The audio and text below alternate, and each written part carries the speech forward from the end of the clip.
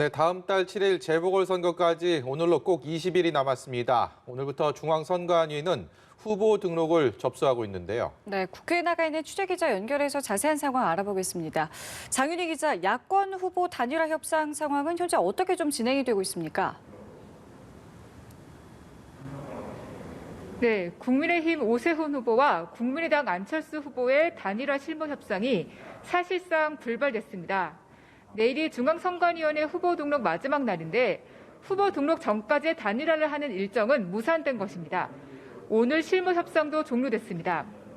두 후보는 내일 각각 기호 2번과 기호 4번으로 접수할 전망입니다.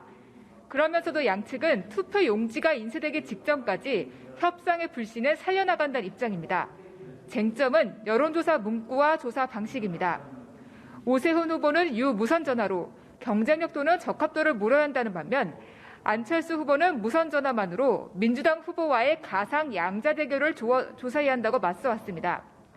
전날 안철수 후보는 무선 전화 100%로 두 여론조사 기관이 개별 응답자에게 경쟁력과 적합도를 모두 물어 협찬하거나 유선 전화 10%를 반영한 가상 양자 대결을 수정 제안했습니다. 오세훈 후보는 오늘 아침 라디오 인터뷰에서 유무선 방식으로 두 후보의 경쟁력과 적합도에 대한 여론조사를 1000명씩 각각 조사해 합산하는 절충안을 제시했습니다. 단일화 불발 소식이 전해진 직후 안철수 후보는 긴급 입장문을 내 오세훈 후보가 오늘 아침에 수정 제안한 여론조사 방식을 전적으로 수용하겠다고 밝혔습니다. 하지만 국민의힘은 오세훈 후보의 수정안을 공시간으로 채택하지 않은 상황이어서 극적인 상황 변화가 있을지는 미지수입니다. 안철수 후보는 이 같은 상황을 염두에 둔 듯 국민의힘을 향해 오세훈 후보의 의견을 존중하고 오세훈 후보에게 정권을 맡겨주면 고맙겠다고 공을 넘겼습니다. 이에 오세훈 후보는 안철수 후보 입장에 대해 환영한다면서 이제 협상단은 조속히 협상을 재개하고 세부 방안을 마련해주길 바란다고 말했습니다. 두 후보 간의 교감이 있은 뒤 양측 실무 협상단은 오후에 다시 머리를 맞댔지만 최종 합의에 이르지 못했습니다. 네, 여야 분위기도 살펴보겠습니다. 어제 박원순 전 시장 성추행 사건 피해자의 기자회견이 있었는데요. 민주당이 오늘 공개 사과를 했다고 하는데 어떤 내용이었습니까?